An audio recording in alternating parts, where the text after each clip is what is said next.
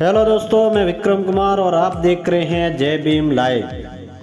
दोस्तों, आज की वीडियो बहुत ही खास इंटरेस्टिंग होने वाला है, क्योंकि दोस्तों हमारे लोगों का जो कि SC ST OBC माइनॉरिटीज़ के लोगों को कई सदियों से उनके हक अधिकारों से वंचित कर दिया था, जिसके चलते उन्हें पढ़ने लिखने का भी अधिकार नहीं था और ना ही धन दौलत रखने का अधिकार था।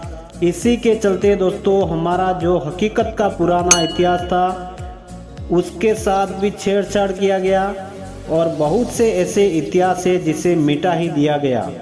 और जो हमारे महान महापुरुषों का बचा हुआ इतिहास है उसके साथ भी इन लोगों ने मिलावट करके पूरा का पूरा इतिहास बदल दिया गया है। क्योंकि दोस्तों उस समय हमारे दलित समुदाय बहुजन समाज को पढ़ने लिखने का अधिकार ही नहीं था। और दोस्तों जाहिर सी बात है कि अगर आपको किसी वस्तु के बारे में सही से जानकारी नहीं है और आप कहीं उससे लेने जाएंगे, खरीदने जाएंगे, तो आपके साथ धोखा हो सकता है। वो आपको डुप्लीकेट भी दे सकता है, वस्तु दे सकता है, आपके साथ ठगी भी हो सकती है। ठीक वैसे ही हमारे देश में हमारे दलित लोगों के साथ, बहुजन लोगों के साथ में, इस देश के मूल निवासी लोगों के साथ में भी यही हुआ है और होता आ रहा है। क्योंकि दोस्तों हमें पहले पढ़ने लिखने का अधिकार नहीं था, इसलिए हमारा समाज पढ़ नहीं पाया। इसी के चलते मनुवादी सोच रखने वाले लोगों ने फायदा उठाया और हमारे महान क्रांतिकारी महापुरुषों के इतिहास को बदल दिया गया है और एक तरफा इतिहास लिख दिया गया है।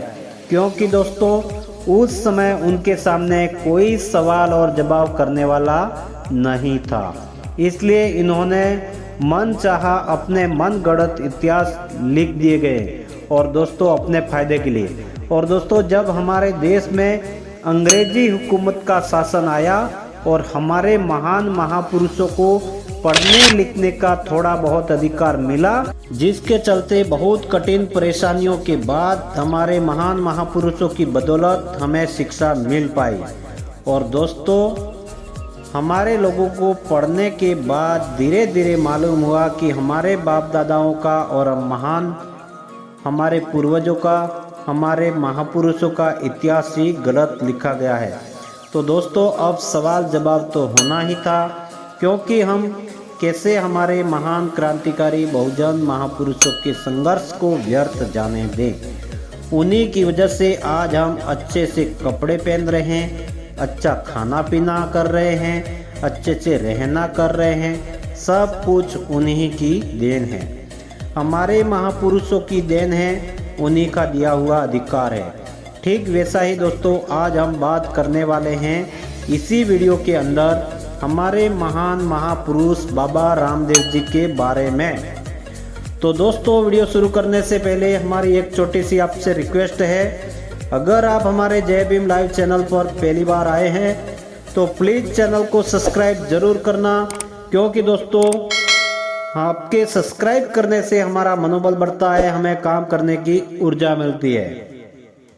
दोस्तों इस चैनल पर बहुजन समाज की न्यूज और उनका इतिहास बताया जाता है। साथ ही दोस्तों बेल नोटिफिकेशन को दबाकर ऑल पर सेट कर देना, ताकि हमारी वीडियो की नोटिफिकेशन बिना किसी रुकावट आपको मिलती रहे। चलिए दोस्तों वीडियो को करते हैं शुरू और जानते हैं बाबा रामदेव जी के असली इतिहास के बारे में। तो मेरे प्यारे साथियों, राजस्थान प्रांत के जिला बाड़मेर शिव तहसील गांव उंडू कश्मीर में रहने वाले सायर जयपाल मेघवाल नामक व्यक्ति रहा करते थे और उनकी पत्नी का नाम मंगनी देवी था। दोस्तों मंगनी देवी की कोख से बाबा रामदेव जी का जन्म भाद्रपद की शुक्ल दूज को विक्रम संवत 1409 में राजस्थान प्रांत के बाड़मेर जिले की शिव तहसील के उंडू कश्मीर गांव में हुआ था। दोस्तों सायर जयपाल एक दलित समुदाय के मेघवाल जाति के व्यक्ति थे और पोखरण के जागीरदार राजा अजमल सिंह तंवर के यहाँ घोड़ों को चराते थे। अवतारी बाबा रामदेव जी का अवतरण उनके घर हुआ था, जैसे अवतार बताया गया, जो एक रहस्य है, जिसमें बाबा रामदेव पीर का अवतार राजा अजमल जी और माता मेणादेव को बताया गया है। दोस्तों, आप ही जरा सोच कर बताएं कि क्या कोई आज तक बिना माँ के पैदा हो सकता है क्या? बिना माँ की कोख से कोई बच्चा कैसे जन्म ले सकता है? दोस्तों, बाबा रामदेव जी का अवतार नहीं हुआ था, उनका भी अपनी माँ की कोख से जन्म हुआ था, जैसे आम इंसान का होता है।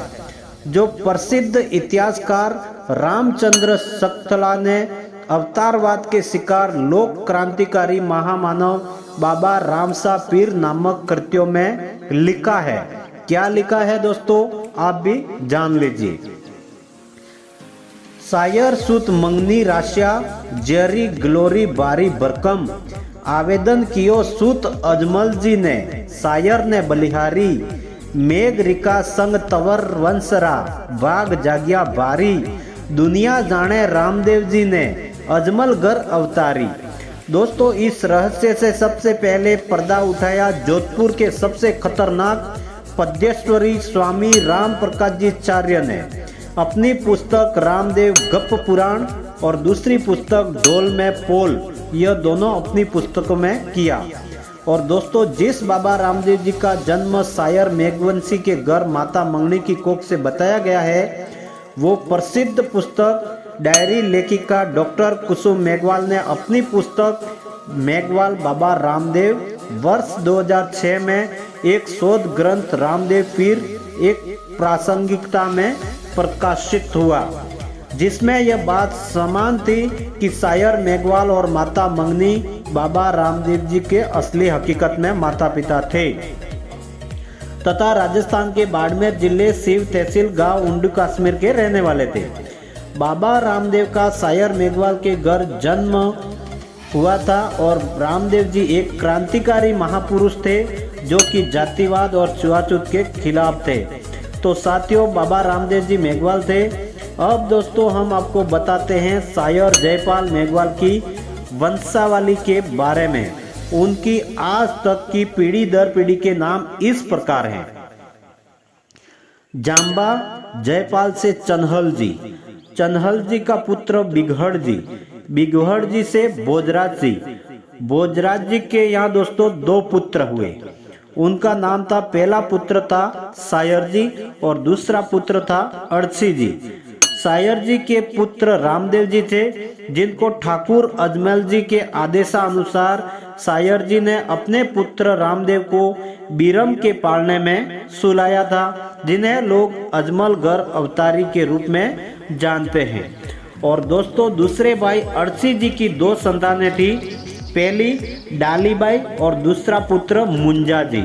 और डालीबाई और मुंजा जी के माता पिता का किसी कारण देहांत हो जाने के कारण डालीबाई और मुंजा जी को सायर जी ने पुत्र पुत्री के रूप में स्वीकार किया, क्योंकि दोस्तों वो भी अपने सगे भाई का ही परिवार था।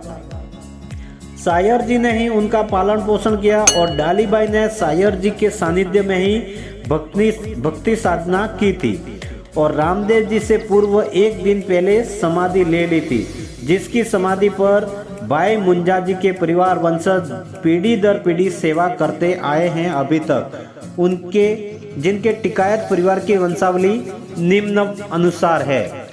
सायर जी के बाद मुंजा जी से मोड़ा जी से डूंगर जी से बिजल जी से माला जी से खीमा जी से धना जी से नगा जी से माना जी से नाथा जी से केसरा जी से भूरा जी से भिखा जी से हरजी जी से मुकना जी से पूनम जी से उत्तम चंद जी।